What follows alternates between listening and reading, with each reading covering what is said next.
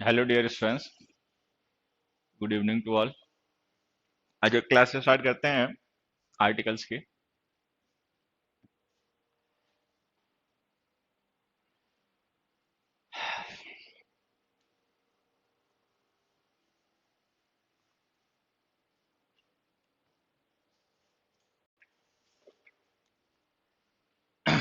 Good evening भाई, Ram Ram.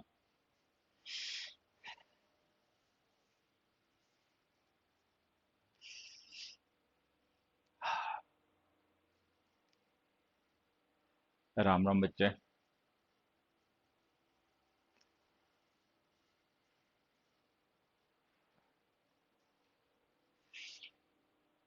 Good evening बच्चे।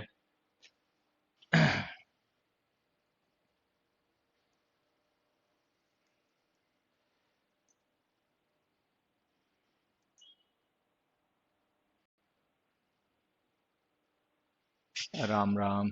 Sir class कल क्यों नहीं हुई? हाँ, कल क्लास क्यों नहीं हुई ये मैं तुम्हें कल बताऊंगा। ठीक है, सैटरडे की क्लास में कल बताऊंगा। गुड इवनिंग बच्चों, जय हिंद। चलो जय हिंद, राम राम, गुड इवनिंग सभी को, दुआ सलाम। अब बात सुनना एक मिनट। आर्टिकल की आज हमारी क्लास है और there are some chances that we won't be able to finish the chapter today. हो सकता है ये चैप्टर आज हम कंप्लीट ना कर पाए। मतलब देयर आर सम चांसेस, कुछ ऐसे चांसेस हैं कि ये चैप्टर किसी वजह से आज कंप्लीट ना हो पाए, मतलब क्योंकि इसमें भी काफी कंटेंट हमें डिस्कस करना बाकी है। ठीक है, तो वो तो आपको आज पता चल ही जाएगा क्लास एंड होते होते। तो अगर आज हमारे कुछ कॉन्सेप्ट्स डिस्कस करने बाकी रह गए तो हम कल एक क्लास रखेंगे। कल सैटरडे है। Usually we don't have classes on Saturdays, but this Saturday we will have a class. तो अगर हमारा आज कॉन्सेप्ट कुछ भी इनकम्प्लीट रह जाता है तो उसकी क्लास हम कल जरूर रखेंगे। ठीक है। मुझे ऐसा लग रहा है कि शायद कुछ कॉन्सेप्ट्स जो हैं वो थोड़े बहुत बच जाएंगे, आज हम डिस्कस नहीं कर पाएंगे क्लास में। तो अगर हमारे पास टाइम बचेगा तो हम कल एक क्लास रखेंगे सेम टाइम, 7 o'clock। ठीक है, इन द इवनिंग। और उस क्लास में हम फिर बाकी बचे हुए कॉन्सेप्ट्स को खत्म मतलब फिनिश करेंगे। और जो आप लोगों के आर्टिकल से रिलेटेड डाउट होंगे वो भी कल ही फिर लेंगे। ठीक है, ये ध्यान रखना है। तो आज के जो कॉन्सेप्ट्स बच जाएंगे, मुझे लगता है आधे घंटे के कुछ ऐसे बच जाएंगे। ठीक है, तो हम वो कल कवर करेंगे और कल ही हम एक डाउट क्लास भी रख लेंगे आर्टिकल चैप्टर पे बेस्ट। ठीक है, बाकी आज की क्लास स्टार्ट करते हैं। मिसलेनियस के बच्चे हैं, तब भी कल ही पूछ लेना, लाइव क्लास में पूछ लेना डाउट्स। ठीक है, हाँ, मिसलेनियस से रिलेटेड हो तो भी कल ही पूछ लेना। ओके। और रह गई बात, एक दो बच्चे ये ईगर हैं, उत्सुक हैं जानने के लिए कि कल क्लास क्यों नहीं हुई। तो कल क्लास क्यों नहीं हुई है मैं तुम्हें कल ही बताऊंगा। ठीक है, सैटरडे को। चलो, तो जहां तक हमने आर्टिकल्स के कॉन्सेप्ट डिस्कस कर लिए थे उससे आगे बढ़ते हैं। मुझे लग रहा है फर्स्ट क्वेश्चन काफी आसान है और तुम लोग आंसर बता दोगे। बताओगे क्या? फर्स्ट क्वेश्चन देखो बच्चों।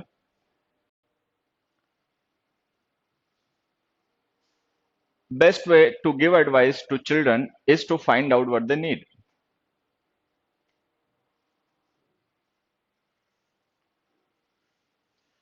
अच्छा, असाइनमेंट की हाँ पीडीएफ डलवा दूंगा बच्चे। आर्टिकल के असाइनमेंट की पीडीएफ में आज अपलोड करवा दूंगा। ठीक है, चलो ये तो आसान है, जान गए तुम लोग। देखो, ये जो वे के साथ हमने एडजेक्टिव यूज किया ना, बेस्ट, ये सुपरलेटिव डिग्री का है। तो हमने एडजेक्टिव्स में भी पढ़ा था कि जो सुपरलेटिव डिग्री के एडजेक्टिव्स होते हैं उनके साथ में द आर्टिकल का यूज किया करो। ठीक है, the best, the tallest, the richest, ठीक है, द स्ट्रॉन्गेस्ट, द वीकेस्ट, इस तरीके से। तो सुपरलेटिव डिग्री के जो एडजेक्टिव्स होते हैं उनके साथ में द आर्टिकल का यूज किया करो। तो इसका आंसर तो हो गया the best way to give advice to children. Next पे आ जाइए। You are braver of the two candidates for the job. ये कॉन्सेप्ट भी वैसे हमने डिस्कस कर रखा है, अगर तुम्हें याद आ गया हो तो। ये कॉन्सेप्ट हमने डिस्कस कर रखे हैं एडजेक्टिव चैप्टर में, बस मैंने रिवीजन के लिए इनको फिर से एक बार इंक्लूड कर लिया है क्योंकि इंपॉर्टेंट कॉन्सेप्ट्स हैं, कई बार इन पे पेपर में क्वेश्चन आते रहते हैं। बेटा विक्रम सिंह एंड एडवाइस मत लिखो, एडवाइस अनकाउंटेबल नाउन होता है, नाउन में पढ़ा था। ठीक है,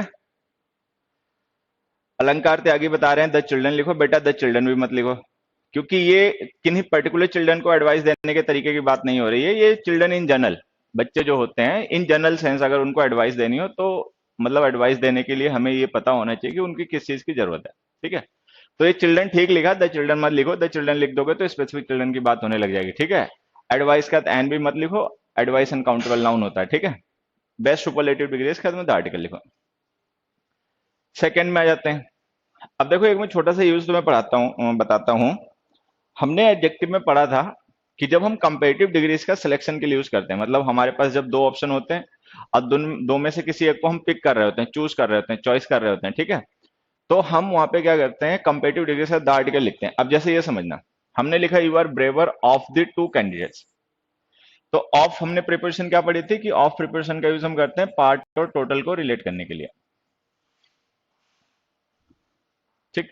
तो अगर हम ऑफ द टू कैंडिडेट्स लिख रहे हैं ना, तो इसका मतलब टू कैंडिडेट्स टोटल है और ये जो यू है वो इसी का पार्ट है, ठीक है। तो अगर यू उसका पार्ट है तो इसका मतलब इन दो में यू भी इंक्लूडेड है। अब दो में से एक को हमने पिक कर लिया, ये जो हमारा टोटल है उनमें से एक अल्टरनेट, एक मतलब पर्टिकुलर को हमने चूज कर लिया, चॉइस कर लिया। तो जब हम ऑफ प्रिपरेशन के साथ में कंपेटिव डिग्री लिखते हैं ना, तो ये कंपेटिव डिग्री हमारा सिलेक्शन होती है कि किन्हीं दिए गए ऑप्शंस में से हमने किसी एक ऑप्शन को चूज कर लिया, पिक कर लिया। ऐसी कंडीशन में इसके साथ में द आर्टिकल का यूज क्या करो, you are the braver of the two candidates, ठीक है। नेक्स्ट देखो, which is easier language, Hindi और इंग्लिश। अब यहां देखो, ये हिंदी और इंग्लिश हमें दो ऑप्शन दे रखे हैं, ठीक है। इनमें से किसी एक को हमें पिक करना है, सेलेक्ट करना है कि इन दोनों में से कौन सी इजियर लैंग्वेज है। तो जब भी हमारे पास गिवन ऑप्शंस हो और उनमें से किसी एक को हमें रेफर करना हो, एक को सिलेक्ट करना हो, तो उस कंडीशन में कंपेरेटिव डिग्रीज के साथ में द आर्टिकल लिखा करो। तो एक तो ये दो ऑप्शन दे रखे हैं, ऐसे हम जान गए इन्हीं में से एक को चूज करना है, और नहीं तो देखो ये विच लिखा हुआ है। हमने प्रोनाउन में क्या पढ़ा था कि विच का यूज हम करते हैं सिलेक्शन के लिए, ठीक है। जब दिए गए ऑप्शंस में से हमें किसी एक सर्टेन इंडिविजुअल को रेफर करना हो तो उसके लिए हम विच का यूज करते हैं। तो अगर हम विच के साथ में या ऑफ के साथ में कंपेरेटिव डिग्रीज लिखें तो ध्यान रखना उनके साथ में द आर्टिकल का यूज क्या करो। नेक्स्ट में आ जाते हैं, the hard one works, the stronger one becomes. अब ये भी हमने एडजेक्टिव में पढ़ा था कि अगर हम, शायद ये नहीं पढ़ा होगा, देखो ये मैं समझा देता हूँ, ये आसान है। हम कंपेरेटिव डिग्रीज के साथ में द आर्टिकल तब भी लिखते हैं जब हमें रिलेटिव इंक्रीज या डिक्रीज शो करनी होती है। रिलेटिव इंक्रीज और डिक्रीज, रिलेटिव इंक्रीज या रिलेटिव डिक्रीज के लिए ना कंपेरेटिव डिग्रीज के साथ में हम द आर्टिकल का यूज करके बताते हैं इस बात को। मैं एक एग्जांपल से समझाता हूं, समझना, ठीक है।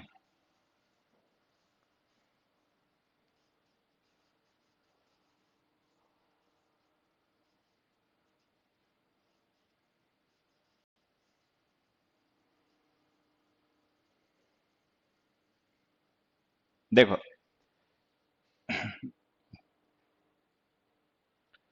जैसे हमने लिखा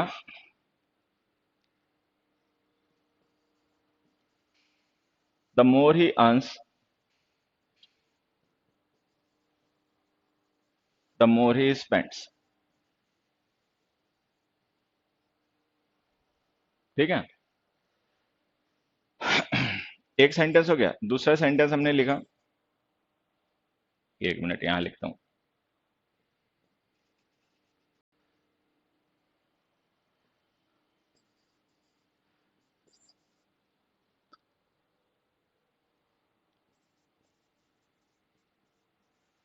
the heavier is the burden,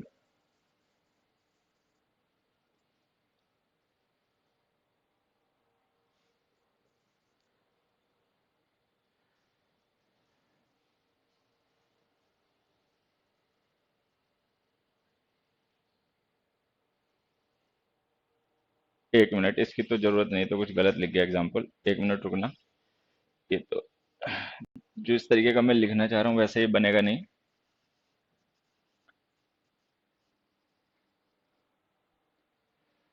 इसको ऐसे लिखते हैं, देखो, the higher we go the cooler it is. अब इन एग्जाम्पल से देखो ना हम क्या समझने की कोशिश कर रहे हैं। ये जो फर्स्ट एग्जाम्पल है ना, ठीक है, इसमें देखो क्या रिलेशन है।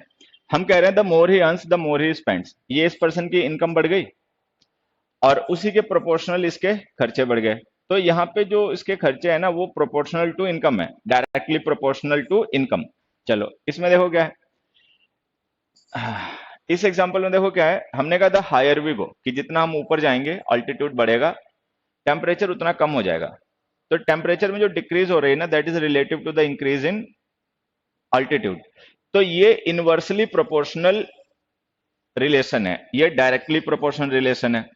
तो इस तरीके की सिचुएशंस को जब हमें एक्सप्रेस करना होता है कि कोई एक चीज किसी दूसरी चीज के रेस्पेक्ट में बढ़ रही है घट रही है, मतलब जब वहां पे प्रोपोर्शनल रिलेशन हो, चाहे इनवर्सली प्रोपोर्शनल या डायरेक्टली प्रोपोर्शनल, तो कंपेरेटिव डिग्रीज के साथ में द आर्टिकल का यूज क्या करो।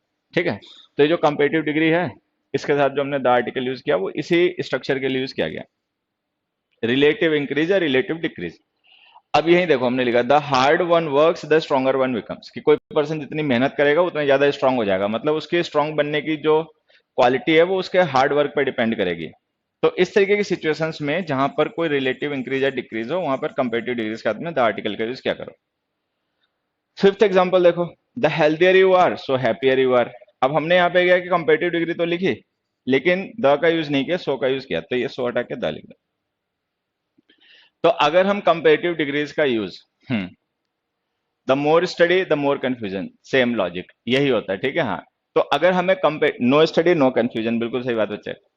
तो अगर हम कभी रिलेटिव इंक्रीज या डिक्रीज को एक्सप्रेस करें, तो वहां पे कंपेरेटिव डिग्री के साथ में द आर्टिकल का यूज क्या करो। उसके अलावा जब भी हम कंपेरेटिव डिग्रीज का यूज करते हैं ऑफ के साथ में या विच के साथ में, तो वो कंपेरेटिव डिग्री हमारा सिलेक्शन, हमारी चॉइस एक्सप्रेस कर रही होती है, और उसके साथ भी द आर्टिकल का यूज क्या करो, ये ध्यान रखना। नेक्स्ट देखो, अब ये छोटे छोटे यूजेस हैं आर्टिकल्स के, काफी इंपॉर्टेंट हैं। ठीक है, थोड़ा सा कंफ्यूजिंग भी, मैं समझा देता हूं तो तुम समझ जाओगे। देखो, सबसे पहले एग्जांपल में हमने लिखा those documents are in possession of the authorities. ठीक है, देखो, in possession of,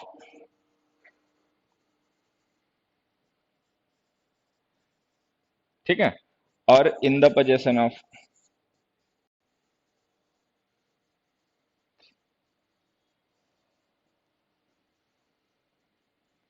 in possession of और इन द पोजेशन ऑफ, ये दोनों एडजेक्टिव फ्रेजेस हैं, पहले ये ध्यान रखना। These two are the adjective phrases. Buffering नहीं हो रही है बेटा, आप अपना नेट वगैरह चेक करो, यहां से सही चल रहा है। तो इन पोजेशन ऑफ और in the possession of, this both are the adjective phrases. अब इनके मीनिंग समझना। इन पोजेशन ऑफ का मतलब होता है पोजेसिंग, और इन द पोजेशन ऑफ का मतलब होता है पोजेस्ड। ठीक है, तो अब मीनिंग का डिफरेंस देखो, समझ में आएगा। हमने एडजेक्टिव में प्रेजेंट पार्टिसिपल पास्ट पार्टिसिपल पढ़े थे ना, तो हमने उसमें क्या पढ़ा था कि ये जो वर्ब की एनजी फॉर्म्स होती हैं, जब हम इनको एज एन एडजेक्टिव यूज करते हैं तो हम इन्हें कहते हैं प्रेजेंट पार्टिसिपल। अच्छा, जब वहीं हम वर्ब की थर्ड फॉर्म को एज एन एडजेक्टिव यूज करते हैं तो हम इन्हें कहते हैं पास्ट पार्टिसिपल। एक तो हमने ये पढ़ा। दूसरा हमने ये पढ़ा था कि जो प्रेजेंट पार्टिसिपल्स होते हैं इनके मीनिंग होते हैं एक्टिव। अच्छा, पास्ट पार्टिसिपल्स जो होते हैं इनके मीनिंग होते हैं पैसिव। ठीक है, तो अगर हम इन पोजेशन ऑफ एडजेक्टिव फ्रेज का यूज करेंगे ना किसी नाउन के लिए, तो वो नाउन पजेसर होगा। पजेसर का मतलब वो होगा जो किसी को पजेस कर रहा होगा। ठीक है, जिसने किसी को पजेस किया होगा। लेकिन अगर हम किसी ऐसे नाउन को डिस्क्राइब करने के लिए यूज करें इस फ्रेज का जो कि पजेस करने वाला नहीं हो, बल्कि जिसको किसी और ने पजेस कर रखा हो, तो हम लिखेंगे इन द पोजेशन ऑफ। तो in the possession of adjective phrase है, in possession of active phrase है, दोनों ही एडजेक्टिव है। इसका मीनिंग पजेसिंग होता है, प्रेजेंट पार्टिसिपल, इसका मतलब पजेस्ड होता है पास्ट पार्टिसिपल। ठीक है। हम्म,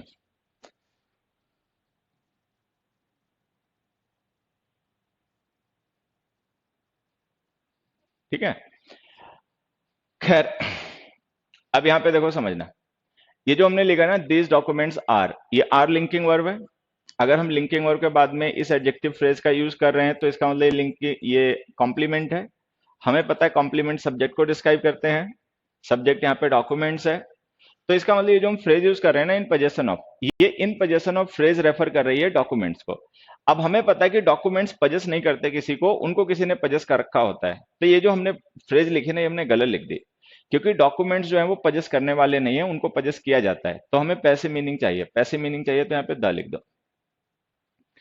अब द लिख देने से देखो इसका मीनिंग क्या हो गया। Those documents are in the possession of the authorities. तो in the possession of the authorities का मतलब हो गया those documents are possessed by the authorities, कि मतलब वो डॉक्यूमेंट्स जो है वो अथॉरिटीज के पास हैं। ठीक। अब मान लो इसी सेंटेंस में अगर हमें इन पोजेशन ऑफ लिखना होता तो हम कैसे लिखते, तो देखो हम इसको ऐसे लिखते हैं, द अथॉरिटीज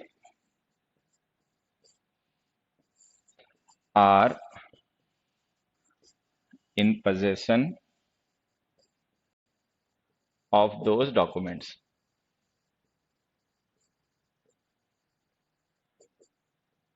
तो हम इसे ऐसे लिखते हैं, the authorities are in possession of those documents. अब जब हम इन पोजेशन ऑफ लिख देंगे तो देखो इसका मतलब क्या हो जाएगा, इन पोजेशन ऑफ का मतलब हो जाएगा पोजेसिंग, कि जो अथॉरिटीज है ना, authorities are possessing the documents, कि वो जो डॉक्यूमेंट्स हैं वो अथॉरिटीज के पास हैं। तो यहाँ पे ध्यान रखना, अगर हम ऐसे नाउन को डिस्क्राइब करने के लिए यूज करें जो कि पजेस करने वाला हो, पजेसर हो, जिसने किसी चीज को अपने पास रख रखा हो, तो हमें उसके लिए यूज करना चाहिए इन पजेशन ऑफ। लेकिन अगर हम किसी ऐसे नाउन को डिस्क्राइब करने के लिए एडजेक्टिव फ्रेज का यूज करें जिसने किसी को पजेस ना कर रखा हो बल्कि जिसको किसी और ने पजेस कर रखा हो, तो हमें लिखना चाहिए इन द पजेशन ऑफ। ठीक है, चलो ये हो गया। नेक्स्ट देखो, नेक्स्ट आ गया, the organisers are in the control of the situation. अब इसे भी समझना, जैसे एक फ्रेज हमने लिखी इन कंट्रोल ऑफ, और एक हमने लिख दी इन द कंट्रोल ऑफ। ठीक है, ये दोनों भी एडजेक्टिव फ्रेज हैं, इन कंट्रोल ऑफ और in the control of. In control of का मतलब होता है कंट्रोलिंग। ठीक है, इन द कंट्रोल ऑफ का मतलब होता है कंट्रोल्ड बाई।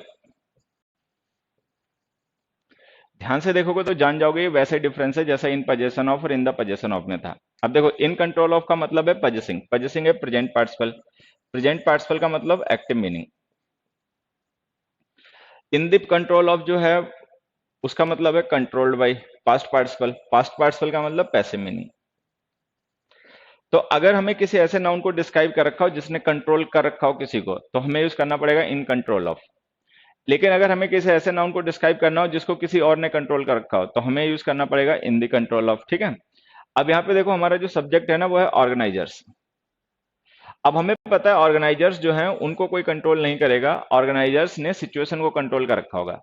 तो अगर ऑर्गेनाइजर्स हैं, इन्होंने सिचुएशन को कंट्रोल कर रखा है, इनको किसी ने कंट्रोल नहीं कर रखा है, तो हम ये गलत लिख रहे हैं, इसको ऐसे लिखो, the organisers are in control of the situation now. ठीक है, ऑर्गेनाइजर्स डूअर हैं, वही कंट्रोल करेंगे, तो हमने इन कंट्रोल ऑफ लिख दिया। अब मान लो हमें इन द कंट्रोल ऑफ ही लिखना होता तो हम कैसे लिखते, तो देखो हम ऐसे लिखते हैं, the situation is in the control of the organisers now. ठीक है, तो जब हम ये लिख देंगे ना in the control of organisers, तो इसका मतलब हो जाएगा controlled, the situation is controlled by the organisers. तो इन कंट्रोल ऑफ क्या है, इन द कंट्रोल ऑफ क्या है, ये ध्यान रखना है। इन पोजेशन ऑफ क्या है, इन द पोजेशन ऑफ क्या है, ये ध्यान रखना है। और उसके बाद में थर्ड क्वेश्चन, चलो थर्ड क्वेश्चन का आंसर एक बार अपने आप बताने की कोशिश करो। थर्ड क्वेश्चन का आंसर एक बार तुम लोग अपने आप बताने की कोशिश करो।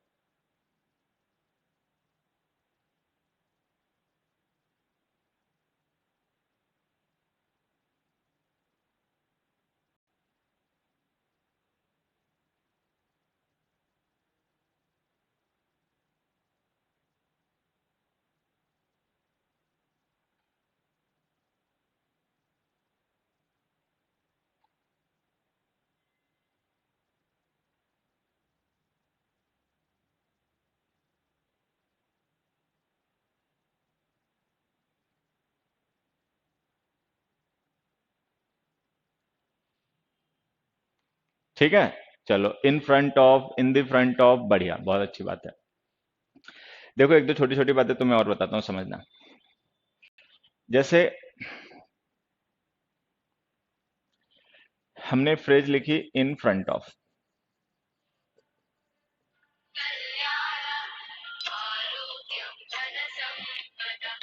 एक मिनट बच्चे होल्ड पर रहना।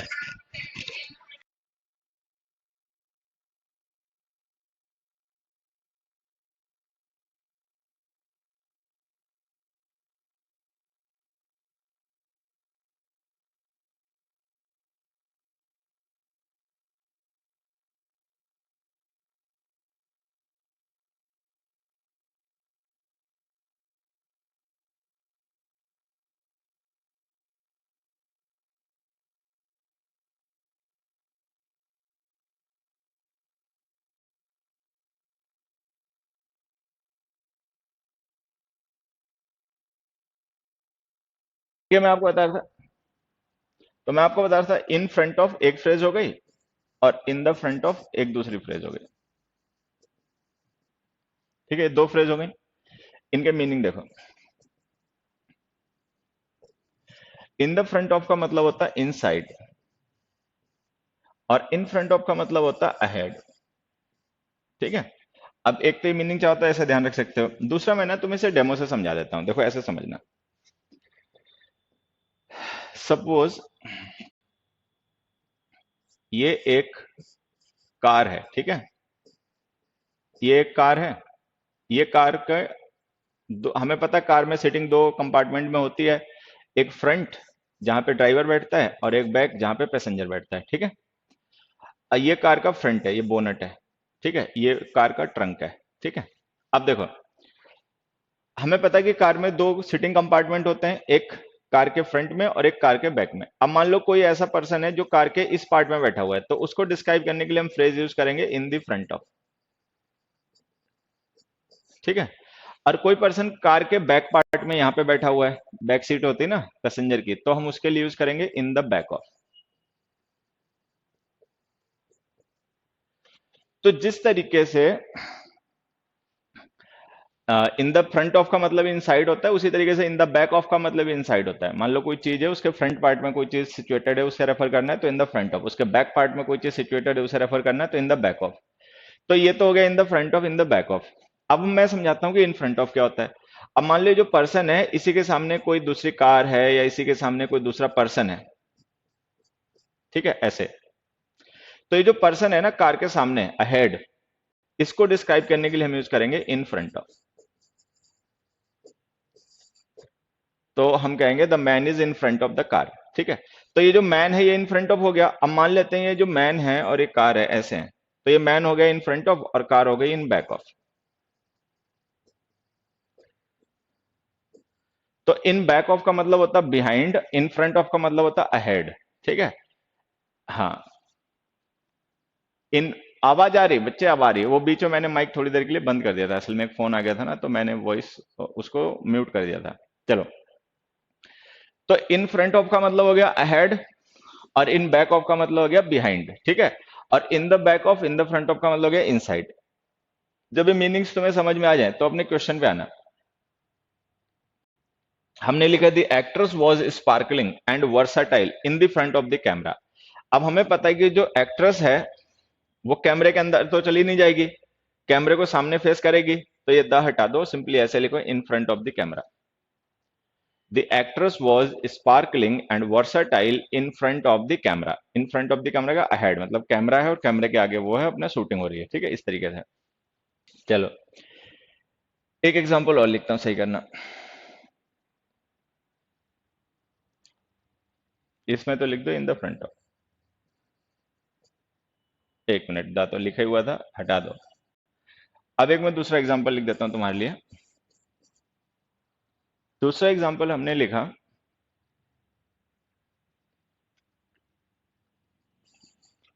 The man standing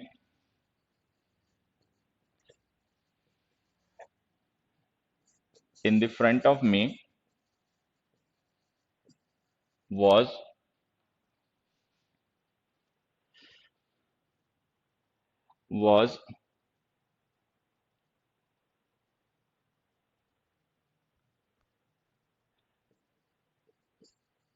listening to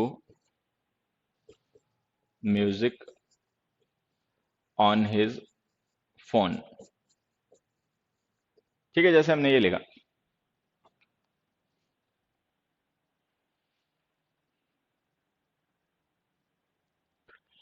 जैसे हमने लिखा the man standing in the front of me was listening to music on his phone. अब मान लो कोई पर्सन है, एक क्यू है, कोई एक लाइन है लगी हुई है, ठीक है, उसमें कोई पर्सन है जो मेरे सामने खड़ा है और वो अपना फोन पे म्यूजिक सुन रहा है। तो ये जो हमने लिखा ना इन द फ्रंट ऑफ, ये गलत हो गई फ्रेज, क्योंकि इसका मतलब इनसाइड होता है। यहाँ पे हमें लिखना पड़ेगा in front of. In front of का मतलब हो गया अहेड, मेरे सामने। ठीक है, इस तरीके से लिखना। चलो ये हो गया, नेक्स्ट पे आ जाओ। अच्छा, इसका फोर्थ का आंसर अपने आप बताओ। The shopkeeper was selling books by a kilo.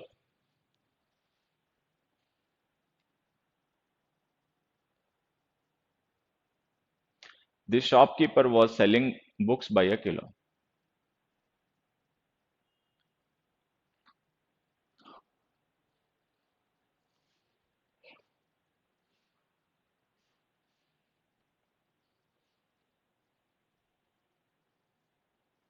अब देखो मैं समझाता हूं। यहाँ पे हमने दो ऑप्शन लिखे, one can buy books rupees 120 the kilo there, ठीक है, और यहाँ पे लिखा अ किलो।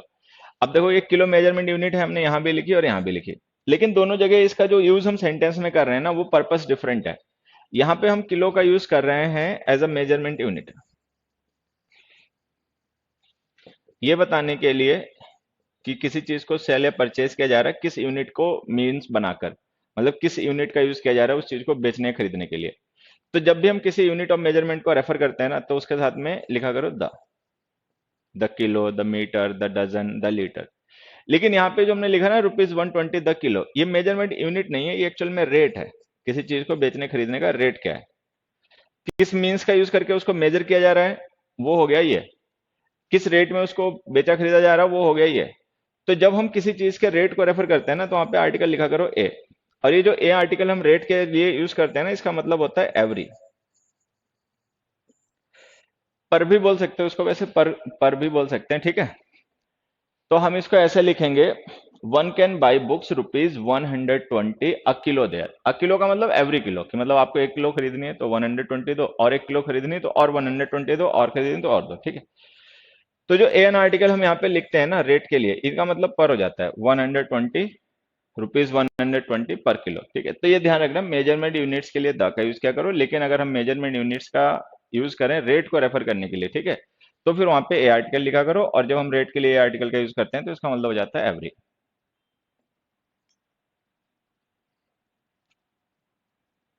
ये तो काफी कॉमन क्वेश्चन है, पहले वाला देखो, doctor Kalam was the noblest and the most deserving person there.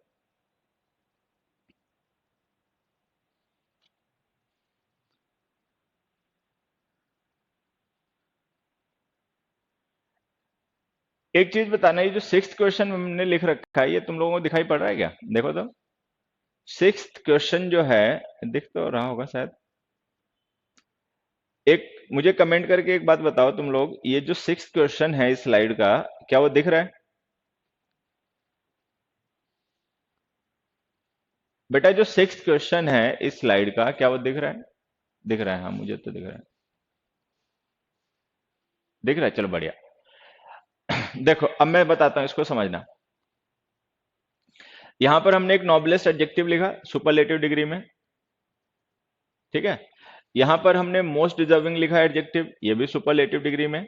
तो हमारे पास दो एडजेक्टिव हैं सुपरलेटिव डिग्री में, और हमने पढ़ा कि सुपरलेटिव डिग्री के एडजेक्टिव्स के साथ में द आर्टिकल का यूज करना चाहिए, हमने दोनों के साथ ही द यूज कर लिया। लेकिन ध्यान से देखो, ये जो दोनों हमने एडजेक्टिव यूज किए हैं वो इस नाउन के लिए यूज किए हैं, पर्सन नाउन के लिए। अभी जो पर्सन है ना वो एक ही है, मतलब एक नाउन है, उस नाउन के लिए हमने दो एडजेक्टिव यूज किए हैं। अच्छा, चूंकि दोनों सुपरलेटिव डिग्री के एडजेक्टिव हैं तो हमने दोनों के साथ ही द लिख दिया, लेकिन ध्यान ये रखना है कि जो हम आर्टिकल्स यूज करते हैं, आर्टिकल्स डिटर्मिनर्स होते हैं, नाउन के साथ लिखे जाते हैं, ठीक है। अब हम एक नाउन के लिए एडजेक्टिव 5 यूज करें, 10 यूज करें, 2 यूज करें, उससे कोई फर्क नहीं पड़ता, अगर नाउन एक है तो आर्टिकल हमें एक ही यूज करना पड़ेगा। तो ये जो दोनों सुपरलेटिव डिग्री के एडजेक्टिव हैं, इनके दोनों के साथ हम सेपरेट आर्टिकल नहीं यूज कर सकते, क्योंकि इनका जो नाउन है जिसको डिस्क्राइब कर रहे हैं वो एक ही है, तो हम कॉमन आर्टिकल यूज करेंगे। पहले वाले एडजेक्टिव के साथ लिखा रहने देंगे, दूसरे के साथ नहीं लिखेंगे। तो ये हो गया, doctor Kalam was the noblest and most deserving person there. तो ये तो आसान है भाई, इसमें तो नाउन एक ही है, एडजेक्टिव उसके लिए दो यूज कर लो, अलग बात है। जब नाउन एक ही है तो हमें एक ही एडजेक्टिव आर्टिकल का यूज करना चाहिए, तो वो सही हो गया। दूसरा देखो, our principal was an eminent author and a retired bureaucrat. अब देखो यहाँ पे एमिनेंट एडजेक्टिव है, ऑथर नाउन है, ठीक है, रिटायर्ड एडजेक्टिव है, ब्यूरोक्रेट नाउन है। तो इस बार हम देख रहे हैं दोनों एडजेक्टिव्स के अपने नाउन्स अलग अलग हैं। तो यहाँ पे तो चलो नाउन एक था तो हमने इसलिए आर्टिकल कॉमन कर दिया, लेकिन यहाँ पे तो देखें नाउन भी अलग अलग है। अगर नाउन अलग अलग हैं, दो नाउन हैं, तो दोनों के डिटर्मिनर अलग अलग लिखने पड़ेंगे, तो हमने दोनों के डिटर्मिनर अलग अलग लिख दिया। लेकिन ध्यान ये रखना है कि जो दोनों नाउन हमने यूज किए ना, हमने वॉज के बाद यूज किए हैं। वॉज है लिंकिंग वर्ब, तो अगर ये लिंकिंग वर्ब है तो इसका मतलब इसके बाद ये जो दोनों हमने वर्ड यूज किए हैं, एमिनेंट ऑथर और रिटायर्ड ब्यूरोक्रेट, ये दोनों ही सब्जेक्ट को डिस्क्राइब करने के लिए होंगे। अब यहाँ पे हम देखें, इस लिंकिंग वर्ब का सब्जेक्ट है प्रिंसिपल। अच्छा, प्रिंसिपल है सिंगुलर नाउन, तो इसका मतलब एमिनेंट ऑथर और bureaucrat are not two separate people. ठीक है, they are not two different people, they are the same person, वो एक ही पर्सन है, आर प्रिंसिपल। तो अब देखो, अगर ये एमिनेंट ऑथर और ब्यूरोक्रेट दोनों अलग अलग पर्सन होते तो ये दोनों आर्टिकल सही होते, लेकिन हमें पता है ऐसा है नहीं, क्योंकि ये दोनों ही हमारे सब्जेक्ट प्रिंसिपल के लिए यूज किए गए। तो इसका मतलब जो प्रिंसिपल थे वही ऑथर थे और वही रिटायर्ड ब्यूरोक्रेट थे। तो अगर प्रिंसिपल ही ऑथर है, प्रिंसिपल ही रिटायर्ड ब्यूरोक्रेट है, तो इसका मतलब ये दोनों ही नाउन डिस्क्राइब कर रहे हैं सेम पर्सन को। तो ये दोनों नाउन जब एक ही पर्सन को रेफर कर रहे हैं तो इनका आर्टिकल कॉमन कर दो, ये है। तो अगर हम कभी किन्हीं दो नाउन्स का यूज करें किसी एक ही पर्सन को या एक ही थिंग को रेफर करने के लिए, तो उनका आर्टिकल कॉमन कर दिया करो, पहले वाले के साथ लिखा रहने दिया करो, बाद वाले के साथ में मत लिखा करो। ठीक है, फिर से देखो, मैं बता देता हूं हमने क्या कहा। अगर हम कभी किन्हीं दो नाउन्स का यूज करें एक ही पर्सन या एक ही थिंग को रेफर करने के लिए, तो उनका आर्टिकल कॉमन कर दिया करो, पहले वाले नाउन के साथ आर्टिकल लिखा रहने दिया करो, बाद वाले के साथ में आर्टिकल मत लिखा करो। ठीक है, अब थर्ड क्वेश्चन का आंसर अपने आप बताओ।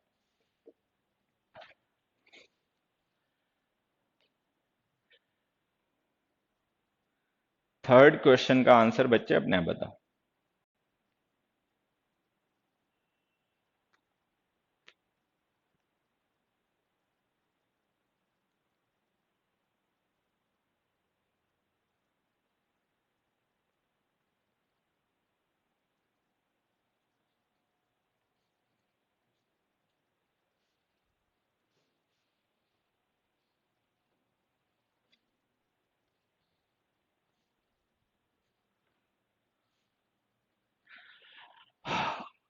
अच्छा, एक चीज देखना, क्या ऐसा नहीं लग रहा है इस सेंटेंस को हम दो तरीके से सही कर सकते हैं?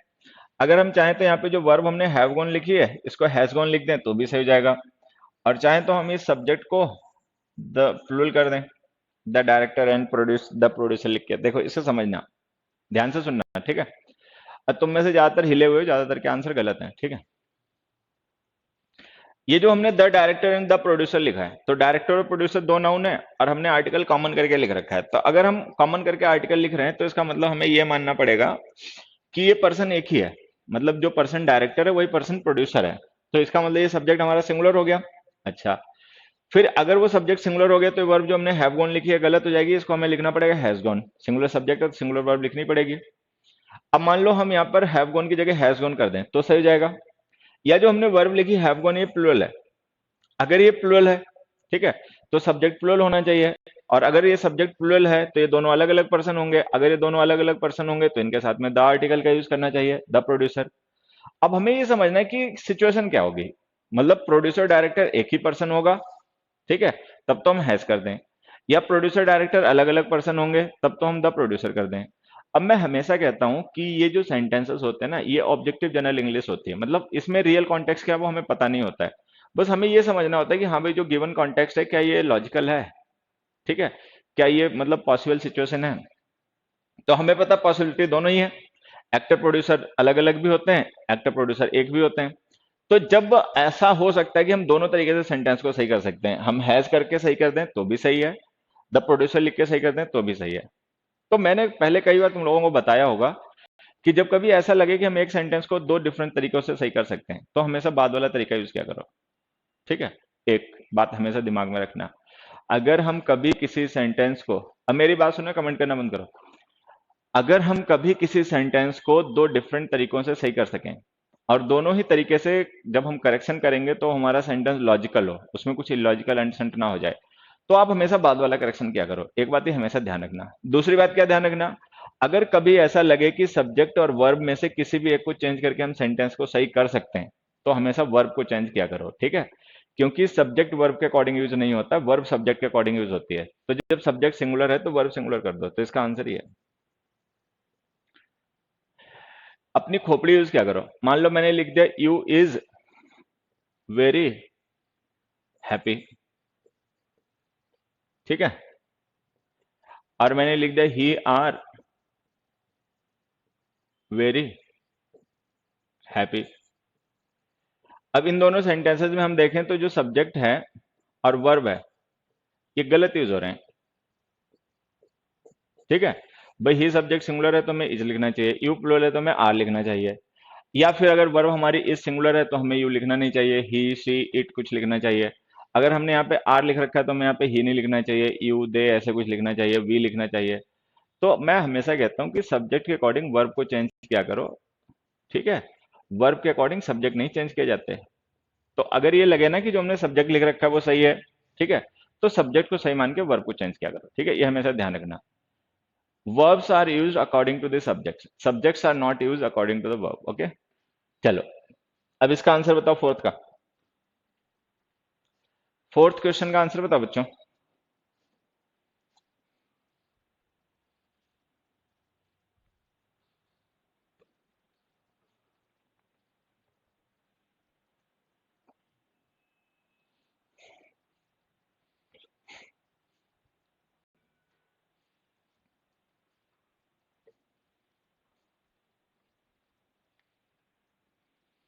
तुम लोग वास्तव में खोपड़ी ओपड़ी नहीं यूज करते हो।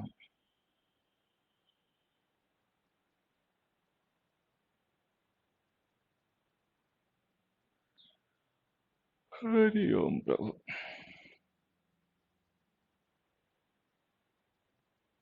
The actor and the actress, चलो बढ़िया, कुछ बच्चे समझ गए। देखो मैं हमेशा कहता हूं किसी भी चीज को रट्टा मत मारा करो। किसी भी चीज को ना, हाँ, रट्टा मत मारा करो। लॉजिक हमेशा सबसे जरूरी चीज होती है। लॉजिक जो होती है ना वो हमेशा सबसे जरूरी चीज है। मतलब ऐसा ना हो कि ग्रामर सही करने के चक्कर में हमने लॉजिक ही अपना गड़बड़ कर लिया। ठीक है, अब देखो जैसे हमने यहाँ पे देखा कि द एक्टर एंड प्रोड्यूसर लिखा था, उसी तरीके से यहाँ पे द एक्टर एंड एक्ट्रेस लिखा हुआ है। तो जिस तरीके से हमने सब्जेक्ट लिखा है, दो नाउन को एंड से जोड़ के आर्टिकल कॉमन कर दिया, तो इसका मतलब हमें ये मानना पड़ेगा एक ही पर्सन है। ठीक है, तो हमने कहा जब पर्सन एक ही है तो यहाँ पे वर्ब हैव कौन लिखी थी, गलत थी, इसको हमने हैज कर दिया। तो उसी तरीके से जो वर्ब हैव है ये भी गलत है, हमें हैज कर देना चाहिए। लेकिन जब हम इसे हैज कर देंगे तो हमें ये मान के चलना पड़ेगा कि एक्टर और एक्ट्रेस एक ही पर्सन है। अब देखो ऐसा नहीं होता, एक्टर और एक्ट्रेस हमेशा दोनों होते हैं। एक्टर होता है मैस्कुलिन जेंडर, ठीक है, एक्ट्रेस होती है फेमिनिन जेंडर। तो डायरेक्टर और प्रोड्यूसर तो मूवी का एक हो सकता है, एक्टर एक्ट्रेस एक नहीं हो सकता। ठीक है, तो इस कॉन्टेक्स्ट में अगर हम हैज कर देंगे ना तो ग्रामर तो सही हो जाएगी, लेकिन ये इलॉजिकल सेंटेंस होगा। तो चूंकि इलॉजिकल हो जाएगा तो गलत हो जाएगा। ठीक, तो हम यहाँ पे लिखेंगे the actress, the actor and the actress. मतलब लॉजिक जरूरी चीज है। मतलब ऐसा ना हो कि ग्रामर सही, गुड इवनिंग बच्चे हितेश, ऐसा ना हो कि ग्रामर सही करने के चक्कर में हम कुछ अंट संट लिख दें बोल दें। ठीक है, तो जो हम लिखते बोलते हैं that should be logical, that should be reasonable and grammatical also. अब फिफ्थ में आते हैं। फिफ्थ सेंटेंस में देखो हमने एक नाउन लिखा अर्ली राइजर, ठीक है, और एक नाउन लिखा नेचर लवर। ये दो नाउन हो गए, और दोनों नाउन्स के साथ हमने अलग अलग डिटर्मिनर लिख दिया। ठीक, हम दो नाउन्स के साथ में अलग अलग डिटर्मिनर लिख सकते हैं अगर वो दोनों नाउन अलग अलग पर्सन अलग अलग थिंग्स को रेफर करें तो। लेकिन यहाँ पे जो हमने ये पूरी नाउन फ्रेज लिखी है ना, an early riser and a nature lover, ये फ्रेज केस इन ओपोजिशन में यूज की जा रही है हमारे सब्जेक्ट कृष्णकली को डिस्क्राइब करने के लिए। ये असल में एसएससी के पेपर में आया हुआ क्वेश्चन है। अब हम देख रहे हैं हमारा यहाँ पे सब्जेक्ट है कृष्णकली, और कृष्णकली को डिस्क्राइब करने के लिए हमने N early riser and a nature lover दो फ्रेजेस यूज किए हैं। अब ये जो दो नाउन है ना वो दोनों एक ही पर्सन को डिस्क्राइब कर रहे हैं कृष्णकली को, कि वो अर्ली राइजर भी है नेचर लवर भी है। तो जब ये पता चल गया कि दोनों मिलकर एक ही पर्सन को डिस्क्राइब कर रहे हैं, आर्टिकल कॉमन कर दो। ठीक है, तो अगर हम दो नाउन्स का यूज किसी एक ही पर्सन एक ही थिंग को रेफर करने के लिए करें तो उनके आर्टिकल्स को कॉमन करके लिखा करो। पहले वाले नाउन के साथ आर्टिकल लिखा करो, दूसरे वाले के साथ में मत लिखा करो। ठीक है, ये ध्यान रखना है। उसके बाद में क्वेश्चन नंबर 6, इसका आंसर अगर बता सकते हो तो बताओ, नहीं तो ये मुझे समझाना पड़ेगा तुम्हें।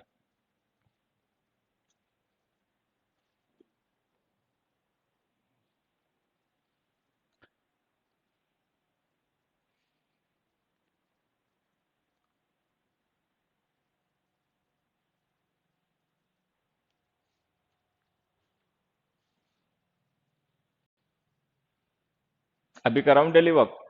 अभी डेली वॉक कराऊं? 6 का आंसर बताओ।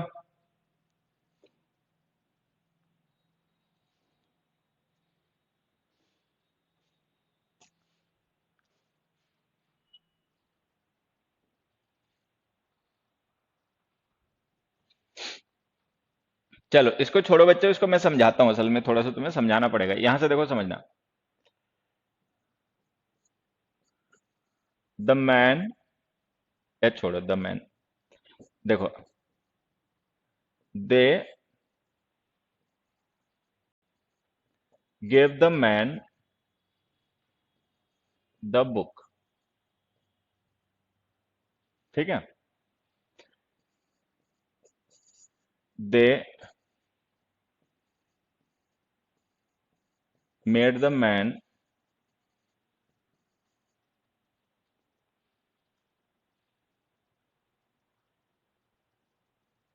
The manager. ये दो सेंटेंस समझना, अब जो मैं बताऊंगा ना उसको ध्यान से समझना।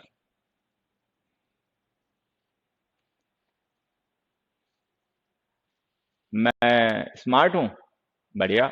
अगर ईमानदारी से कह रहा है तो फिर थैंक्स। अगर तुम्हें मतलब ऐसा ईमानदारी से लगा कि मैं स्मार्ट हूं तो भाई थैंक्स। अरे नाउ अब समझना, देखो ये दो सेंटेंस हमने लिखे, they gave the man the book and they made the man the manager. अब देखो जो मैं कहूंगा उसको ध्यान से समझना।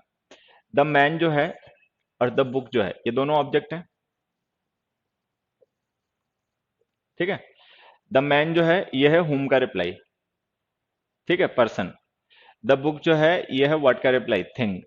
और ये दोनों ही इस गेव वर्ब के ऑब्जेक्ट हैं। तो हमने पढ़ा था ना कुछ वर्ब डाई ट्रांसिटिव होती हैं, तो जो गेव है ना डाई ट्रांसिटिव वर्ब है। जैसे हमने लिखा they gave, whom did they give, the man, what did they give, the book। तो द बुक जो है ये भी ऑब्जेक्ट है, द मैन जो है ये भी ऑब्जेक्ट है, तो ये दोनों ही ऑब्जेक्ट हैं इस वर्ब के, ठीक है। अब इस एग्जांपल में एक बार आना, यहाँ पे जो हमने वर्ब मेड लिखी है ना, ये द मैन जो हमने लिखा है इसका ऑब्जेक्ट है, चलो बढ़िया, पर्सन है ये। अच्छा द मैनेजर है, वैसे ये भी पर्सन है, तो कायदे से ये भी ऑब्जेक्ट होना चाहिए। लेकिन ध्यान से देखो ये ऑब्जेक्ट हो नहीं सकता, क्योंकि जब हम किसी वर्ब के साथ दो ऑब्जेक्ट लिखते हैं ना, तो उनमें से वो ऑब्जेक्ट जो हुम का रिप्लाई होता है वो होता है इनडायरेक्ट ऑब्जेक्ट। जैसे द मैन है ना, ये इनडायरेक्ट ऑब्जेक्ट है। अच्छा, जो ऑब्जेक्ट हम व्हाट के रिप्लाई के लिए लिखते हैं, ठीक है, जैसे हमने द बुक लिखा है, ये होता है डायरेक्ट ऑब्जेक्ट। तो दो ऑब्जेक्ट होते हैं, जब हम किसी वर्ब के साथ में व्हाट और हुम के दोनों रिप्लाई लिख देते हैं, तो उनमें जो हुम का रिप्लाई होता है वो कोई पर्सन होता है और उसे हम कहते हैं इनडायरेक्ट ऑब्जेक्ट। अच्छा, उनमें जो व्हाट का रिप्लाई होता है वो कोई थिंग होती है और उसे हम कहते हैं डायरेक्ट ऑब्जेक्ट, ठीक है। लेकिन यहाँ पे तो देखें तो दोनों ही पर्सन है, द मैन भी हुम का रिप्लाई है, द मैनेजर भी हुम का रिप्लाई है। भाई मैनेजर भी पर्सन है, मैन भी पर्सन है, तो कायदे से तो ये दोनों ही इनडायरेक्ट ऑब्जेक्ट होने चाहिए, तो इनको एंड से कनेक्ट करना चाहिए, लेकिन एंड से तो कनेक्ट नहीं कर रखा। अच्छा, और एक चीज अगर ध्यान से देखें तो जैसे यहाँ पे मैन है, ये कोई पर्सन है, बुक है ये कोई ऑब्जेक्ट है, तो ये दोनों अलग अलग हैं। लेकिन यहाँ पे जो मैन है और मैनेजर है ये एक ही है, क्योंकि उन लोगों ने मैन को मैनेजर बना दिया। तो इसका मतलब ये जो मैनेजर हम यूज कर रहे हैं वर्ड, वो मैन को रेफर करने के लिए, किसी और को नहीं। तो अगर ये मैनेजर किसी और को रेफर नहीं कर रहा तो हम इसे ऑब्जेक्ट नहीं कह पाएंगे, क्योंकि ऑब्जेक्ट हो गया मैन और ये हो गया इसका डिस्क्रिप्शन, तो हम इसे कहेंगे ऑब्जेक्ट कॉम्प्लीमेंट। अब इसे समझना मैं जो कहना चाह रहा हूं, ये जो सेंटेंस हमने सेकंड लिखा है ना, अगर हम इसे ऐसे लिख दें थोड़ा सा चेंज करके, the man is the manager, ठीक है। तो ये जो मैन है ना ये सब्जेक्ट हो गया, इज हमारी लिंकिंग वर्ब हो गई, और द मैनेजर इसका कॉम्प्लीमेंट हो गया। ये सब फंडामेंटल्स की क्लासेस में तुमने पढ़ रखा होगा, ठीक है, कि ऑब्जेक्ट क्या है, कॉम्प्लीमेंट क्या है। तो जैसे द मैन जो है और द मैनेजर है ये दोनों एक ही हैं, क्योंकि लिंकिंग वर्ब है ना ये, तो लिंकिंग वर्ब का मतलब ये हो गया कि सब्जेक्ट और कॉम्प्लीमेंट एक ही है। तो the man is the manager, तो इसका मतलब ये मैन मैनेजर है, तो ये इसका कॉम्प्लीमेंट हो गया। तो ये जो मैनेजर नाउन हमने यहाँ पे यूज किया ना, ये कॉम्प्लीमेंट है सब्जेक्ट का, क्योंकि यहाँ पे मैन सब्जेक्ट है, लेकिन यहाँ पे मैन ऑब्जेक्ट है, तो ये ऑब्जेक्ट का कॉम्प्लीमेंट है, ठीक है। तो अब समझना ये कि जो मैन है और मैनेजर है ये दोनों नाउन अलग अलग नहीं है, एक ही है। अगर ये दोनों अलग अलग नाउन नहीं है, एक ही है, तो हमने आर्टिकल अलग अलग क्यों लिखे, फिर तो आर्टिकल कॉमन कर देना चाहिए। तो हमें इसको ऐसे लिखना पड़ेगा, the made the man manager, ठीक। अच्छा, वहां पे हम द क्यों नहीं रिमूव कर रहे, क्योंकि वो दोनों सेपरेट ऑब्जेक्ट हैं। मैन एक अलग ऑब्जेक्ट है, बुक एक अलग ऑब्जेक्ट है, तो दोनों के हमने डिटर्मिनर अलग अलग लिख दिए। लेकिन यहाँ पे जो मैन है और मैनेजर है वो दो अलग अलग ऑब्जेक्ट नहीं है, ऑब्जेक्ट केवल मैन है। मैनेजर मैन की रैंक का, मैन की पोजीशन का डिस्क्रिप्शन है, तो ये मैन का कॉम्प्लीमेंट है। क्योंकि वो उसका कॉम्प्लीमेंट है तो हम कॉम्प्लीमेंट, देखो सब्जेक्ट जैसे हमने ये ऑब्जेक्ट लिखा और ये मैनेजर लिखा, तो दोनों सेम है, अगर ये दोनों नाउन सेम पर्सन को रेफर कर रहे हैं ना तो इनका आर्टिकल कॉमन कर दो। ये हमारा कॉन्सेप्ट है, ठीक। अब इस क्वेश्चन में आओ 6 में। हमने लिखा था manager has appointed the boy the store assistant. अब देखो, ये जो द बॉय है, ठीक है, और द स्टोर असिस्टेंट है, ये दोनों अलग अलग नहीं है। वो जो बॉय है उसी का रोल है स्टोर असिस्टेंट, तो मतलब बॉय और स्टोर असिस्टेंट एक ही पर्सन है। ऐसा नहीं कि बॉय कोई और है स्टोर असिस्टेंट कोई और है। जो बॉय अपॉइंट किया गया है उसको जो रैंक दी गई है, उसको जो पोस्ट दी गई है वो स्टोर असिस्टेंट की है, तो इसका मतलब बॉय और स्टोर असिस्टेंट एक ही है। तो अगर एक ही है तो आर्टिकल कॉमन करके यूज करो,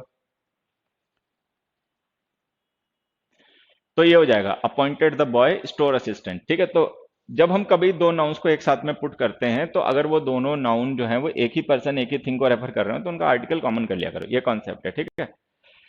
चलो एक और एग्जांपल से ये बात मैं तुम्हें समझाता हूँ, यहाँ पे देखो समझना। The referee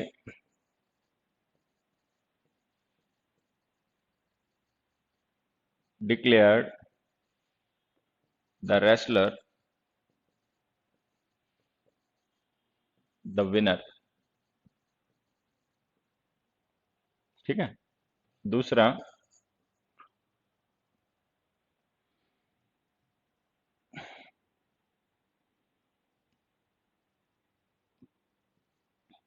the committee has elected Mohan the president. ये दो एग्जांपल्स देखो और इन्हें अपने आप सही करो अगर कुछ समझ में आया हो तो।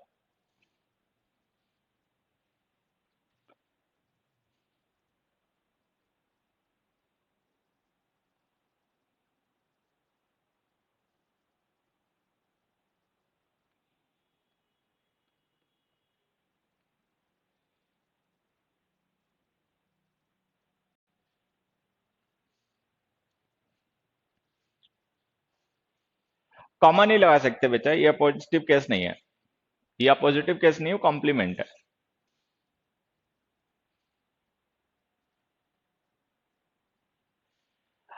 आंसर बताया फर्स्ट का भाई। तो देखो हमने लिखा the referee declared the wrestler the winner.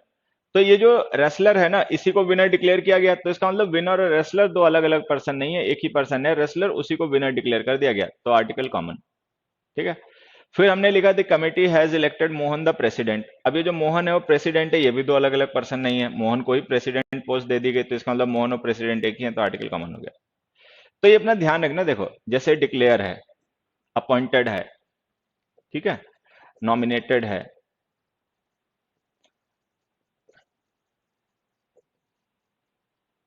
ठीक है, डिक्लेयर्ड है, अपॉइंटेड है, नॉमिनेटेड है, इलेक्टेड है, मेड है, ये कुछ वर्ब्स हैं। इनके बाद हमें ऑब्जेक्ट कॉम्प्लीमेंट्स लिखने पड़ते हैं, तो वो तो तुम जान ही जाओगे कि ऑब्जेक्ट और ऑब्जेक्ट मतलब अगर वो दोनों नाउन एक ही पर्सन एक ही थिंग को रेफर कर रहे हैं तो इसका मतलब वो ऑब्जेक्ट और ऑब्जेक्ट कॉम्प्लीमेंट है, तो आर्टिकल कॉमन कर देना, ठीक है। हाँ, ये आ गया, देखो अच्छा क्वेश्चन।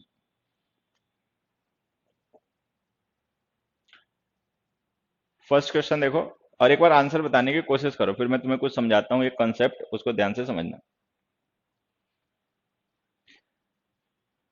ए का मतलब है बेटा कि जो रेफरी है उसने रेसलर को विनर डिक्लेयर कर दिया।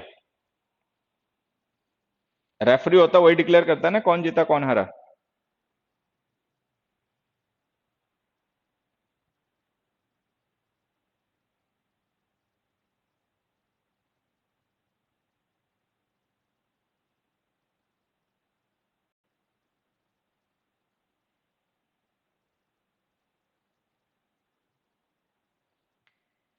चलो, आंसर तुम लोग सही बता रहे हो। अब बस मैं एक छोटी सी बात बताता हूं, उसे समझना, ठीक है। देखो, मैंने एक सेंटेंस लिखा, the boy solve the question dash a calculator. एक मिनट,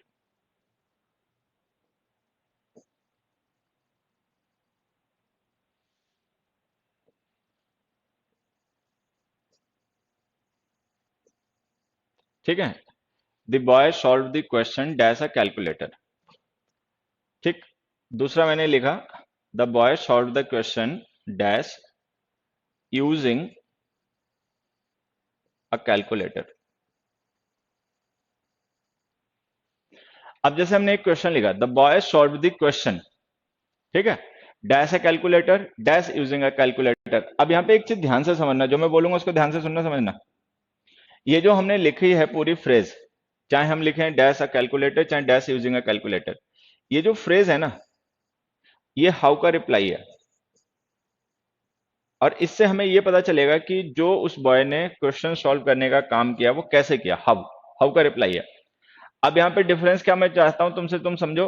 वो डिफरेंस ये है कि जो कैलकुलेटर है ना, ये है एक ऑब्जेक्ट, मतलब ऑब्जेक्ट है जिसका यूज करके उस काम को किया गया, या यूं कह सकते हैं मीन्स है। मीन्स का मतलब होता है साधन जिसकी मदद से उस काम को किया गया। लेकिन जो यूजिंग कैलकुलेटर है ना, ये कोई ऑब्जेक्ट नहीं है। मतलब कैलकुलेटर ऑब्जेक्ट है, यूजिंग ऑब्जेक्ट नहीं है। ये है एक मेथड, ये है प्रैक्टिस। ये डिफरेंस समझना है। तो हम किसी काम को करने का तरीका बता रहे हैं, तो तरीका बताने के लिए हमारे पास दो ऑप्शन होते हैं, या तो हम उस मीन्स को रेफर करें, ऑब्जेक्ट को रेफर करें जिसकी मदद से वो काम किया गया, ठीक है, या हम वो मेथड या प्रैक्टिस बताएं जिसके थ्रू उस काम को अचीव किया गया। अब मीन्स की प्रिपरेशन कॉमनली तो होती है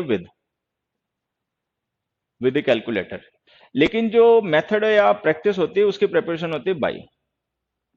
तो ये हमें ऐसे लिखना पड़ेगा the boy solve the question with a calculator, the boy solve the question by using a calculator, by using a calculator, ठीक है। अब तुम्हें यहां से क्या समझ में आया कि विद जो होती है प्रिपरेशन होती है मीन्स की, मीन्स का मतलब साधन, ठीक है। अब बाई प्रिपरेशन होती है मेथड की प्रिपरेशन। देन चलो, अब इतनी बात जब तुम्हें समझ में आ जाए तो यहां आ जाओ।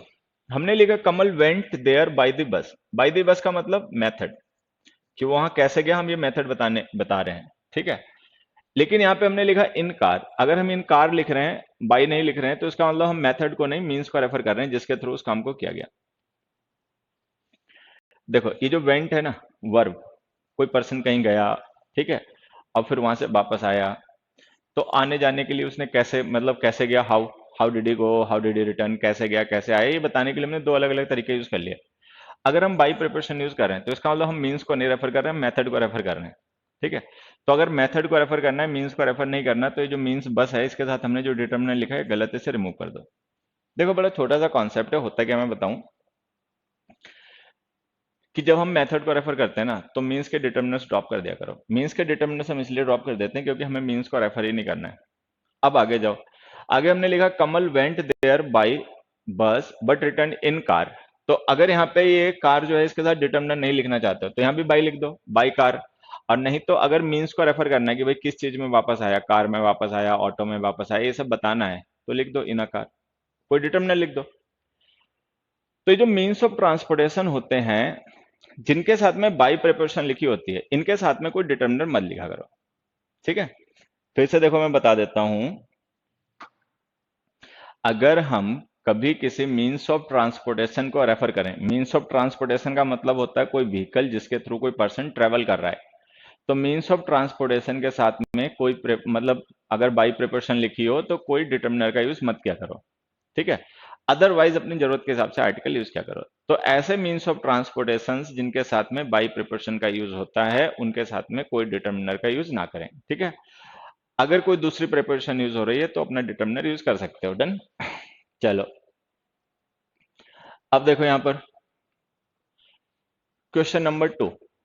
सम people who were crossing the road were hit by bus, ठीक है। ये बताओ सही है गलत। सेकंड क्वेश्चन बताओ। बेटा द कार भी लिख सकते हैं, हमने क्या पढ़ा था पिछली क्लास में कि जो ए और द होता है वो डिपेंड करता है कॉन्टेक्स्ट में। मान लो किसी भी कार से वापस आ गए, हमें उस कार के बारे में कोई ज्यादा जानकारी नहीं है तो हम ए लिखेंगे। कोई स्पेसिफिक कार थी उसी में वापस आए तो द लिखेंगे। तो वो तो द लिख दोगे तो भी सही होगा, ए लिख दोगे तो भी सही होगा।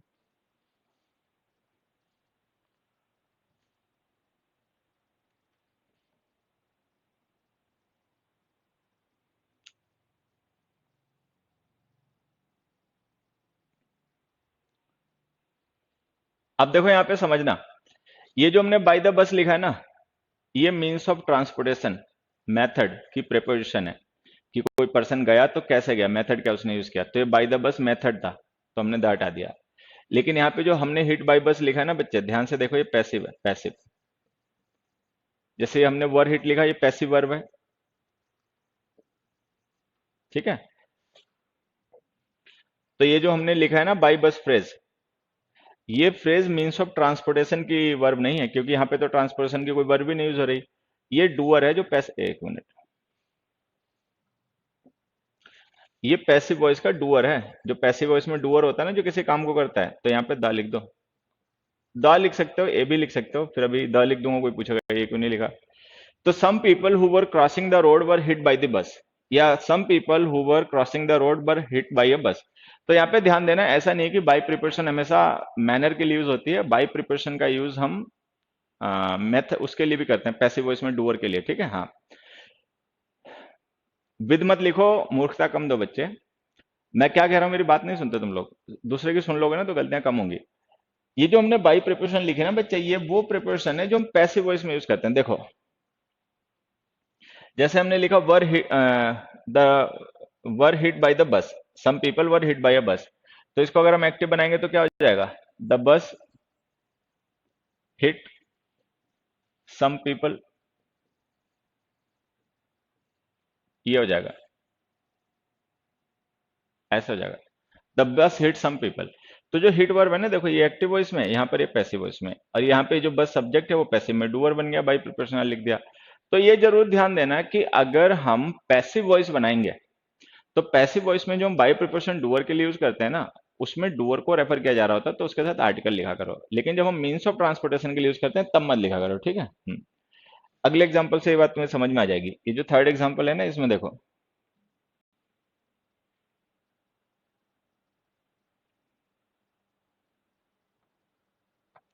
माई father prefers going to his office by his new scooter.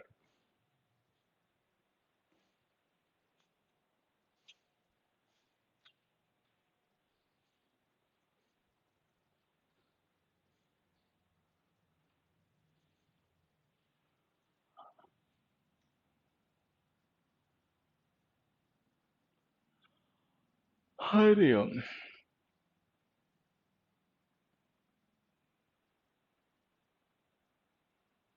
Third question का आंसर बताओगे?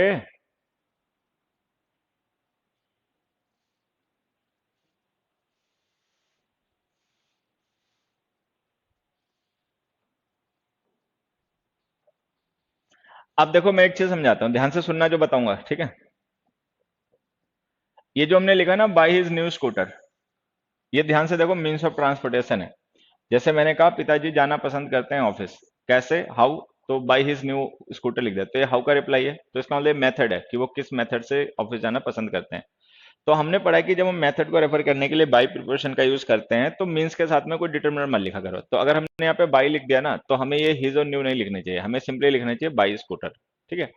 लेकिन अगर मान लो हम बाई स्कूटर लिख देंगे, तो फिर ये कैसे बता पाएंगे वो किसके स्कूटर से जाते हैं, कौन से टाइप के स्कूटर से जाते हैं, क्योंकि हमें हिज और न्यू सब ड्रॉप करने पड़ जाएंगे। तो अगर ऐसा लगे कि नहीं, ये स्पेसिफिक मीन्स है, ठीक है, कि भाई उनका नया वाला स्कूटर है उससे जाते हैं, तो अगर ये लगे कि नहीं ये तो उनका स्पेसिफिक मीन्स है, तो स्पेसिफिक मीन्स हो ना, तो बाई का यूज मत करना, क्योंकि बाई का यूज हम करते हैं जनरल मीन्स के लिए। लेकिन अगर हमें कभी ऐसा हो कि मीन्स को ही रेफर करना हो, या मतलब उसको स्ट्रेस करना हो, तो उस कंडीशन में क्या करो, बाई के अलावा कोई दूसरी प्रिपरेशन लिख लिया करो। जैसे यहाँ पे हम ऑन लिखेंगे, ठीक है। तो अब ध्यान हमें ये भी रखना है, देखो, in case of specific vehicles,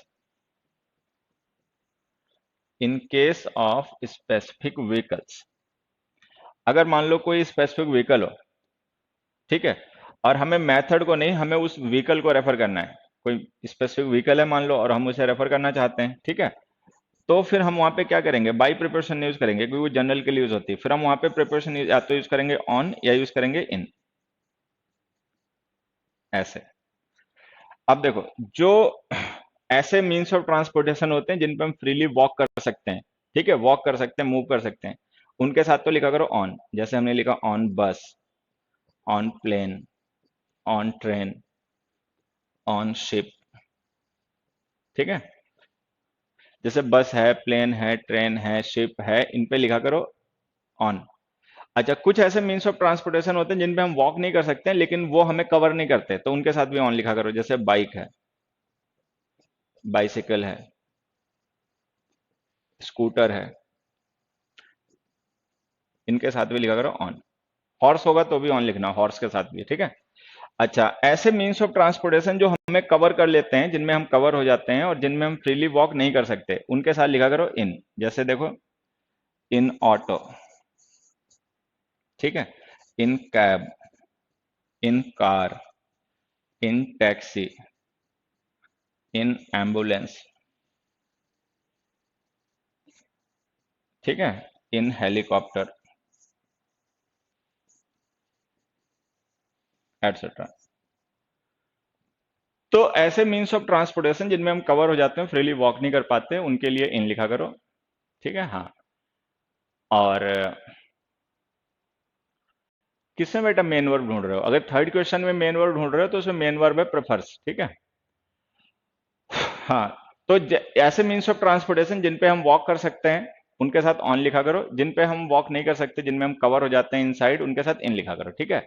bike है, बाइसिकल है, स्कूटर है, उनमें हम कवर नहीं होते, तो उनके साथ में इनका यूज मत करना, उनके साथ में ऑन का यूज करना। डन।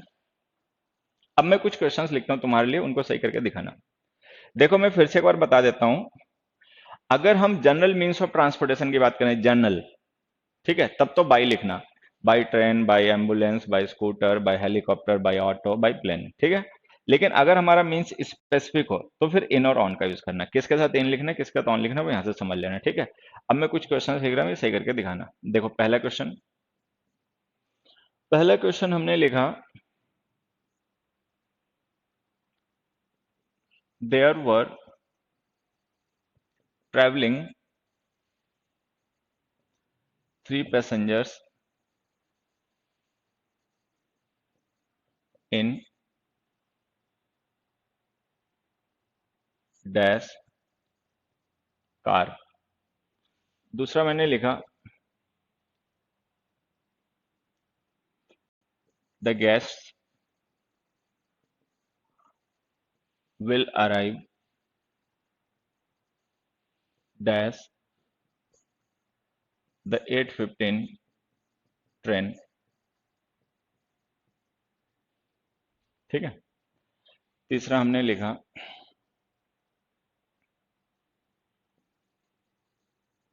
मोस्ट पीपल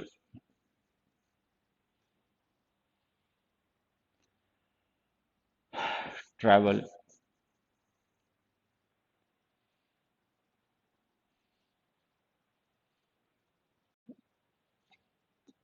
डैश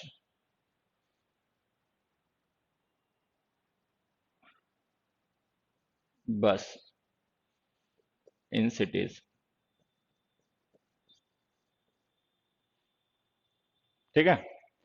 ये कुछ ब्लैंक्स हैं, इनको एक बार फिल करो। अगर जरूरत हो कोई ब्लैंक फिल करने की, मतलब अगर जरूरत हो किसी प्रेपोजिशन की, तो इनमें यूज करो एक बार।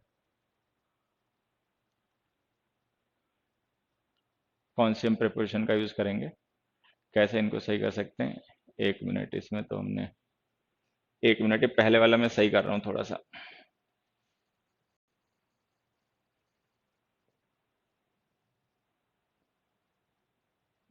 डैश दैट कार, ठीक है। चलो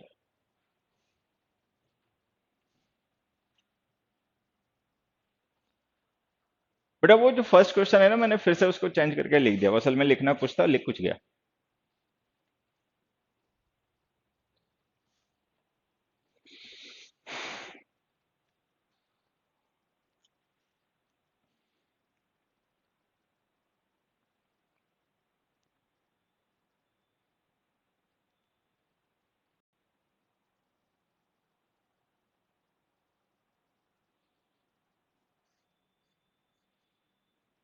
हाँ, अब देखो यहाँ पे मैं बताता हूँ तुम्हें, समझना। दैट कार का मतलब कोई स्पेसिफिक कार है, ठीक है, इन। द 8:15 ट्रेन का मतलब स्पेसिफिक ट्रेन है, ऑन। अब यहाँ पे हमने लिखा सिंपली बस, बस के साथ कोई डिटर्मिनर नहीं लिखा। इसका मतलब we are not talking about some specific bus, we are referring to bus in general. अब आ जाएगा बाई। तो इसमें लिखना most people travel by bus. ठीक है, the guest will arrive on the 8:15 train and there were travelling 3 passengers in that car. तो अगर means specific हो 3 और ऑन यूज कर लेना, जनरल हो तो बाय यूज कर लेना। ठीक है, फिर आ जाते हैं हमारे फोर्थ क्वेश्चन पे। The pilgrims covered 10 kilometres by foot to reach the holy temple.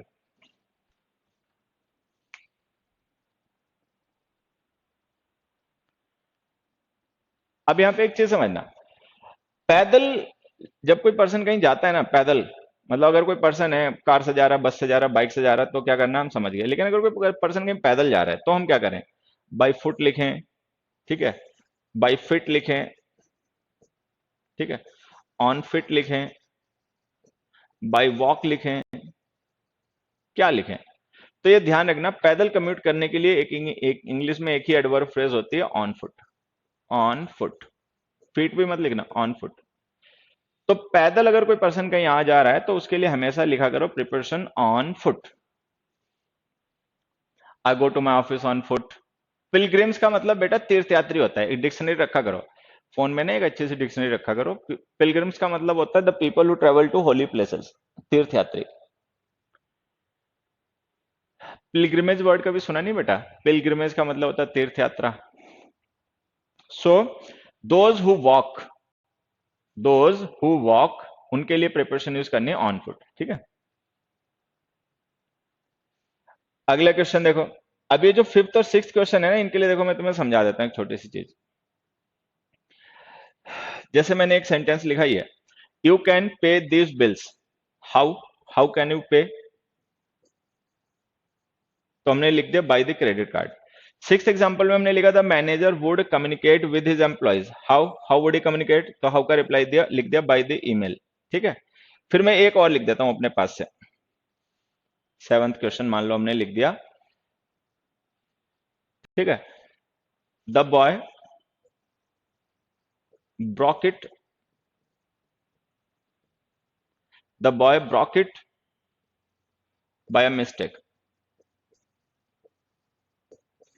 तो हमने लिखा था boy broke it, how, how did he break it, तो आंसर आ गया बाय मिस्टेक। अब ये जो फ्रेजेस हमने लिखे ना, ध्यान से देखो, ये मेथड है, मतलब बॉय ने तोड़ा किसी चीज को, कैसे तोड़ा, मेथड क्या, तो बाय मिस्टेक, मिस्टेक से। पे कर सकते हैं बिल्स को कैसे, how, by the credit card. Manager communicate करेगा एम्प्लॉयज के साथ में कैसे, बाय द ईमेल। तो ये जो हमने लिखे हैं ना, ये सब मेथड्स हैं। अभी हमने क्या पढ़ा कि जब हम बाई प्रिपोजिशन का यूज मेथड को रेफर करने के लिए करते हैं तो मीन्स को डिटर्मिनेंट मत किया करो, मीन्स के साथ में कोई डिटर्मिनर का यूज मत किया करो। तो बाय मिस्टेक में से ये हटा दो, सिंपली लिखो by mistake, by credit card और बाय ईमेल। तो जब हम बाय प्रिपोजिशन का यूज करते हैं मेथड को रेफर करने के लिए, तो मीन्स के डिटर्मिनर्स को ड्रॉप कर दिया करो, ये ध्यान रखना। चलो,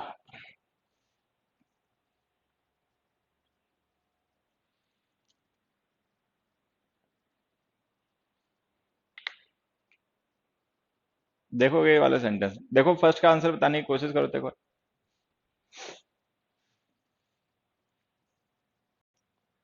the man was taken to the hospital for treatment to pellet wounds.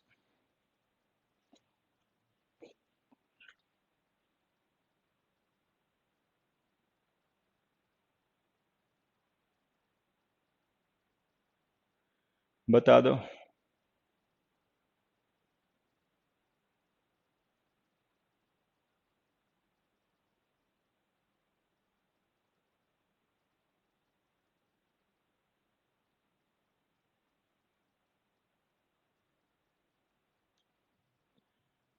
Answer बता दो बच्चे, फर्स्ट का देखो क्या आंसर हो सकता है, बताओ एक बार।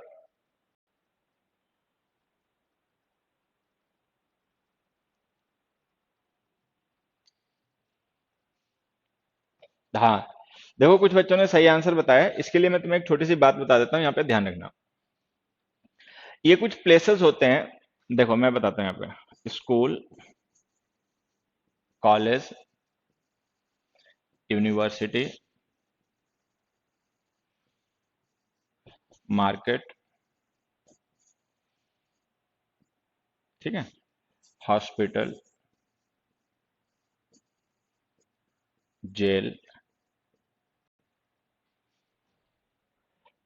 Prison, church, temple etcetera. ठीक है। अब ये प्लेसेस किसी न किसी पर्टिकुलर पर्पस या किसी न किसी पर्टिकुलर एक्टिविटी से रिलेटेड होते हैं। अगर हम इन प्लेसेस को उस पर्पस एक्टिविटी या उस पर्टिकुलर पर्पस के लिए रेफर करें जिसके लिए होते हैं, तो इनके साथ हमें कोई आर्टिकल नहीं लिखना, कोई डिटर्मिनर नहीं लिखना। अदरवाइज जरूरत के हिसाब से अपना कोई आर्टिकल लिखना। जैसे मैं एक चीज समझा देता हूँ, ध्यान रखना। जैसे ये स्कूल है, कॉलेज है, यूनिवर्सिटी है, ये लर्निंग के लिए होते हैं। टीचर्स स्टूडेंट्स जाके वहां पे लर्न करते हैं। ठीक है, ये ध्यान रखना। मार्केट है, सेल परचेज के लिए होता है। जैसे बिजनेसमैन जाके वहां पर ना बिजनेस करता है। ठीक है, कस्टमर जाके वहां पे चीजों को परचेज करता है। हॉस्पिटल मेडिकल ट्रीटमेंट के लिए होता है। डॉक्टर्स जाते हैं वहां पे, पेशेंट्स जाते हैं वहां पे। ठीक है। जेल प्रिजनल जो होता है क्रिमिनल्स के लिए होता है, एज अ पनिशमेंट उन्हें वहां पे भेजा जाता है। ठीक है। चर्च टेम्पल वर्शिप प्रेयर्स के लिए होते हैं। तो अगर हम इन प्लेसेस को उन पर्पस के लिए या उन एक्टिविटीज के लिए रेफर करें जिनके लिए बेसिकली होते हैं, तो इनके साथ हमें कोई डिटर्मिनर लिखने की जरूरत नहीं है। ठीक है। अदरवाइज इनके साथ जो भी सुटेबल डिटर्मिनर हो वो लिखना है। मतलब अगर हम इनका यूज किसी और पर्पस के लिए करें तो डिटर्मिनर जरूरत के हिसाब से लिखना। ये छोटा सा कॉन्सेप्ट है। फर्स्ट एग्जांपल देखो, हमने लिखा था man was taken to the hospital for treatment. अभी इस मैन को हॉस्पिटल लेके गए क्योंकि इसको पैलेट वुंड्स हुए हैं, तो उनका ट्रीटमेंट करवाने के लिए हॉस्पिटल लेके गए। तो इस पर्सन को हॉस्पिटल ले जाया गया उस बेसिक पर्पस के लिए जिसके लिए हॉस्पिटल्स होते हैं। Then don't use any article, simply ऐसे लिखो, the man was taken to hospital. ठीक है। नेक्स्ट में आ जाते हैं। The officers are in the jail on charges of colluding with the mafia. अब मान लो कोई ऑफिसर्स हैं। ठीक है, कॉल्यूड का मतलब होता है मिली भगत करना। ठीक है, षड्यंत्र करना। तो जो ऑफिसर्स हैं उन्होंने माफिया के साथ में मिलकर गड़बड़ की, तो उनको जेल भेज दिया गया। तो ऑब्वियस ही बात है, जो लोग गलत करते हैं जेल उन्हीं के लिए होती है। तो ये जो हमने इन द जेल लिखा ना, ये गलत है, इसको ऐसे लिख दो। ठीक। थर्ड देखो, when he was a child he walked 2 miles daily to reach the school. जब वो बच्चा था तो 2 मील रोज चल के स्कूल जाता था पैदल। तो अब ऑब्वियस सी बात है वो स्कूल जाता होगा पढ़ने के लिए। बाकी तो बच्चा रोज तो स्कूल नहीं जाएगा अदरवाइज। तो ये द गलत हो गया, रिमूव कर दो। ठीक है। तो ये हमें ध्यान रखना है कि अगर हम इन प्लेसेस को उस पर्टिकुलर पर्पस जिसके लिए होते हैं रेफर करें, तो इनके साथ में हमें कोई आर्टिकल नहीं लिखना चाहिए। ठीक है। चलो ये तो हो गया आंसर। अब मैं तुम्हें एक छोटी सी चीज और समझाता हूँ। देखो ये आंसर हो गया, यहाँ से द रिमूव करना है, यहाँ से द रिमूव करना है, और यहाँ से द रिमूव करना है। अब एक क्वेश्चन मैं लिखता हूँ अपनी तरफ से, तुम्हारे लिए आंसर बताना।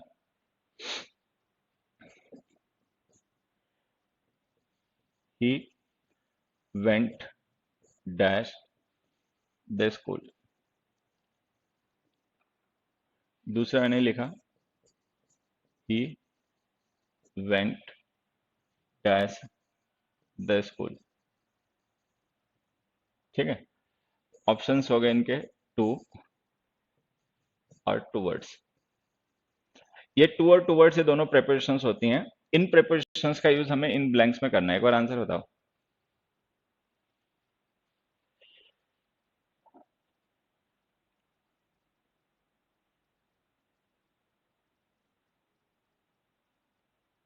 बेटा आप अपने आप हिंदी में लिख लेना। देखो मैं बता देता हूँ, इसे एक बार बोल देता हूँ, बाद में अपना लिख लेना।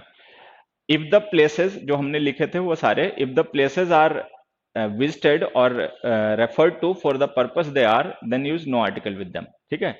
If these places are visited for the purpose they are, then use no article with them.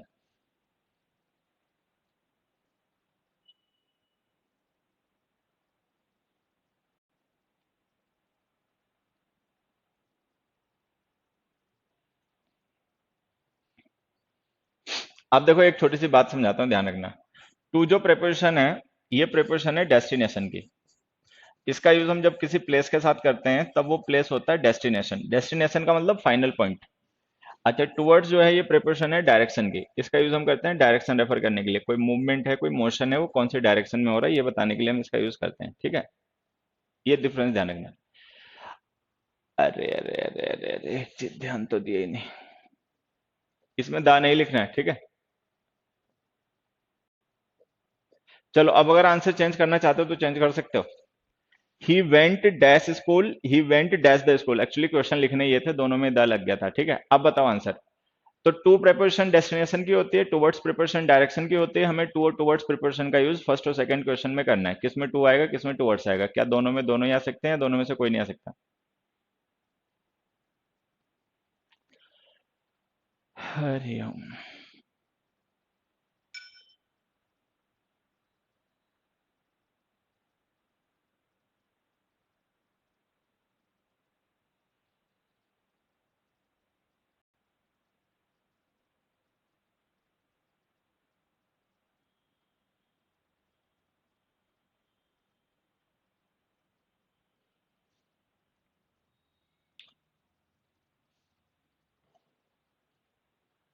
तो मूवी बता दूं कौन सी बे?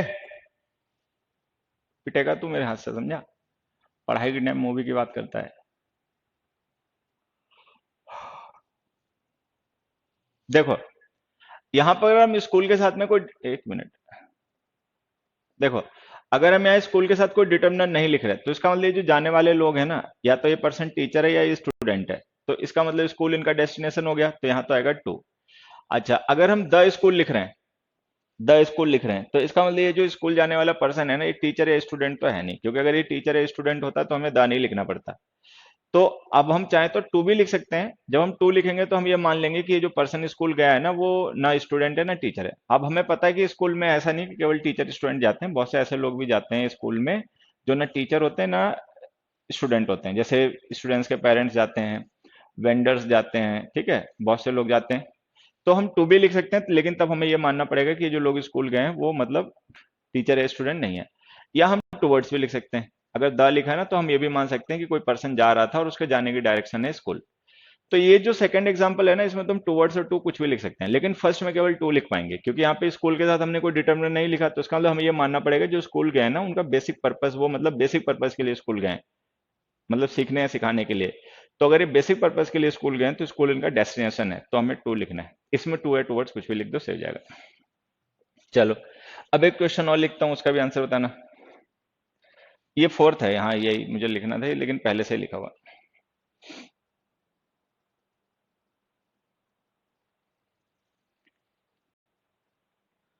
फोर्थ क्वेश्चन का आंसर बताना बच्चे। He went to the sea first in 1954 and becoming after becoming a trained sailor. अब देखो, ये पर्सन सेलर बन गया और पहली बार सी गया ये 1954 में। तो ये सेलर था और सी गया, तो सेलर्स जो होते हैं उनकी जॉब एरिया जो होता है वो सी होता है, तो सेलर्स को सेल ही करना पड़ता है सी में, तो इनका मतलब बेसिक पर्पस हो गया। तो यहाँ पे द मत लिखो। अब इसी एग्जांपल को एक दूसरे एग्जांपल से देखना, रिलेट करके समझते हैं। They went to the sea during the vacation.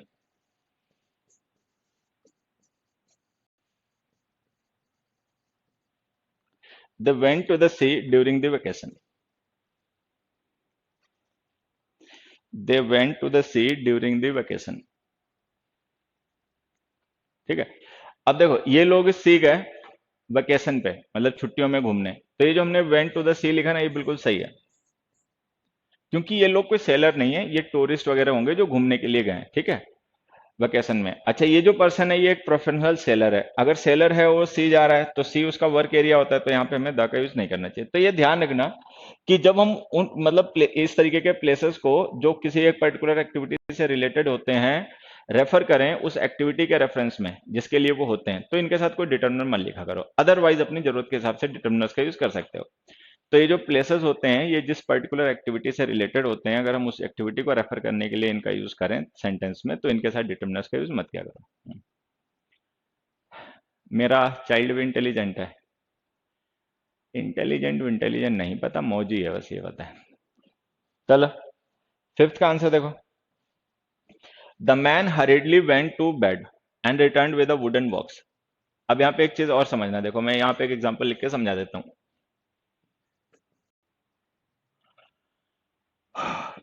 English में दो फ्रेज होती हैं, एक गो टू बेड और एक लीव बेड। अगर गो टू बेड का मतलब हो टू स्लीप, सोने के पर्पज से जाना, तो इसके साथ में कोई डिटर्मिनर मत लिखो। लीव बेड का मतलब हो टू बैकअप, जग जाना, तो इसके साथ भी कोई मत लिखो। तो ये जो बेड नाउन होता है, अगर हम इसका यूज इन फ्रेजेस में इस मीनिंग के लिए करें तो इसके साथ में कोई डिटर्मिनर मत लिखा करो। गो टू बेड का मतलब होता है सोने के पर्पज से जाना और लीव बेड का मतलब होता है जग जाना। तो अगर हम बेड नाउन का यूज इन फ्रेजेस में करें ये मीनिंग कन्वे करने के लिए, तो इसके साथ में कोई डिटर्मिनर का यूज मत किया करो, ठीक है, ये ध्यान रखना। अब देखो, जैसे हमने एग्जाम्पल लिखा, the man hurriedly went to bed and return with a wooden box, तो इसका मतलब पर्सन गया बेड तक और वहां से एक वुडन बॉक्स लेकर आ गया। तो इसका मतलब हम उस पॉइंट को रेफर कर रहे हैं प्लेस के जहां तक ये पर्सन गया, ठीक है। तो वो पॉइंट डेफिनेट है, तो हमने उसके बाद में द आर्टिकल लिख दिया। अगर ये पर्सन सोने गया होता तो हमें ये द नहीं लिखना पड़ता। ऐसे एग्जाम्पल से, जैसे देखो समझना, the man switch the lights of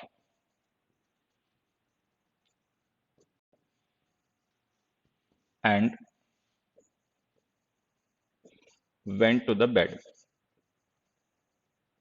अब जैसे हमने ये सेंटेंस लिखा, the man switch the lights and went to the bed.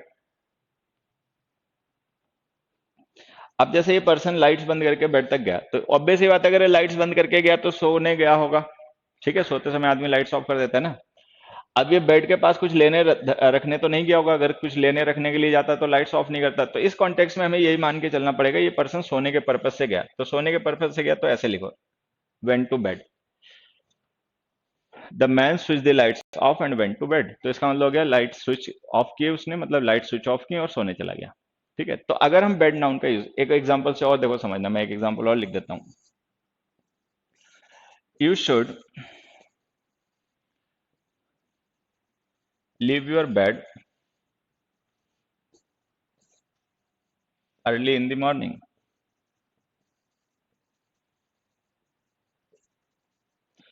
अब मान लो कोई पर्सन है आलसी किस्म का, देर से उठता है, तो हमने उसको सलाह दी कि भाई जल्दी उठा करो, सुबह फिट रहोगे। ठीक है, तो हमने लिखा you should leave your bed early in the morning. तो यहाँ पे देखो लीव बेड का मतलब जगना है। ठीक है, क्योंकि मॉर्निंग में आदमी जगता है बेड से। तो ये जो हमने लीव बेड लिखा है इसका मतलब जगना है। अगर इसका मतलब जगना है तो ये जो हमने योर लिखा डिटर्मिनर गलत है, इसको हटा दो, सिंपली ऐसे लिखो you should leave bed early in the morning. तो लीव बेड का मतलब अगर जगना हो तो बेड नाउन के साथ कोई डिटर्मिनेंट मत लिखो। गो टू बेड का मतलब अगर सोने के पर्पज से जाना हो तो इसके साथ भी कोई डिटर्मिनेंट मत लिखा करो। ठीक है,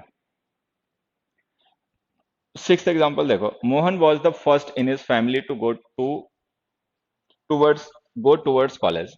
तो ऑब्वियस सी बात है, ये गो टूवर्ड्स कॉलेज का मतलब यहाँ पर पढ़ने लिखने के पर्पज से होगा कि अपनी फैमिली में पहले ऐसा पर्सन था जो कॉलेज तक पढ़ाई जिसने की।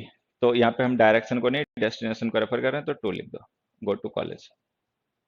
ठीक है, ये आंसर आ गया। अभी जो कॉलेज वाला हमने एग्जांपल डिस्कस किया ना, इससे रिलेटेड मैं तुम्हें एक एग्जांपल और समझाता हूँ, उसे भी समझना। ही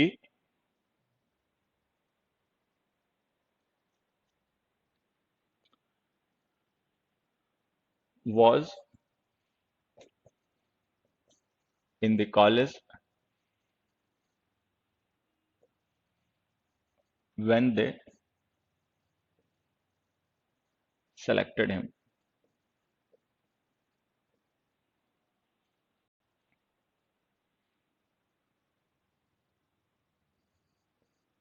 He was in college when it began to rain.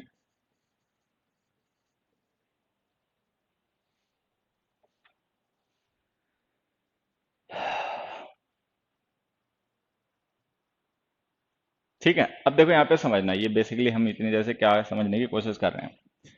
अगर हम लिखें इन कॉलेज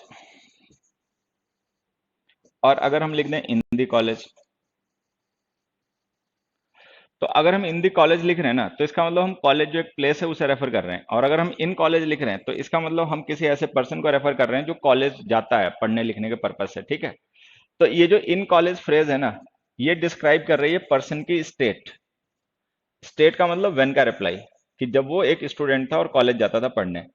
लेकिन अगर हम इन द कॉलेज लिख देंगे तो हम पर्सन की स्टेट को नहीं बल्कि इस कॉलेज को जिसके साथ द आर्टिकल लिख रखा है, हम इस प्लेस को रेफर कर रहे हैं। तो ये रेफर कर रहा है प्लेस को, और ये हो गया वेयर का रिप्लाई।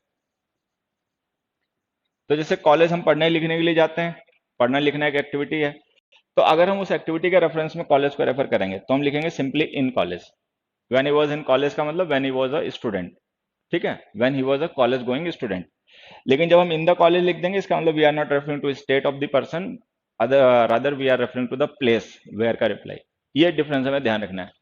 अब जैसे हमने लिखा he was in the college when they selected him, तो ये देखो व्हेन लिखा है, इससे हमें पता चल गया कि हम टाइम को प्लेस को नहीं रेफर कर रहे हैं, हम टाइम को रेफर कर रहे हैं। स्टेट उस पर्सन की बता रहे हैं कि जिस समय उसका सिलेक्शन हो गया उस समय वो कॉलेज जाया करता था, मतलब कॉलेज में जाया करता था तभी उसका सिलेक्शन हो गया कैंपस से। तो ये जो इन कॉलेज हमने फ्रेज लिखी है ना, ये व्हेन का रिप्लाई है, और ये उस पर्सन की स्टेट रेफर कर रही है कि किस एज में किस स्टेट में उसका सिलेक्शन हुआ। अच्छा, फिर हमने लिखा he was in the college, he was in college when it began to rain. तो यहाँ व्हेन हमने यहाँ भी लिखा है, लेकिन ये उसकी पोजीशन है, कि भाई बारिश का शुरू होना उसकी स्टेट से कोई लेना देना नहीं हो सकता। ऐसा तो होगा नहीं कोई पर्सन कॉलेज में होगा तब बारिश होगी, बारिश तो कॉलेज में होगा नहीं होगा तब भी हो सकती है। तो ये हम उसकी पोजीशन डिस्क्राइब कर रहे हैं कि where was he, where was he, कहां पर था वो उस समय जब बारिश हुई। तो अगर ये वेयर का रिप्लाई है तो इन दी कॉलेज लिख दो। इन दी कॉलेज का मतलब हो गया कॉलेज के अंदर, कॉलेज के प्रीमाइसेस में। तो अगर हमें बिल्डिंग को, प्लेस को, पॉइंट को रेफर करना है तो लिखो the, in the college, in the school, in the church.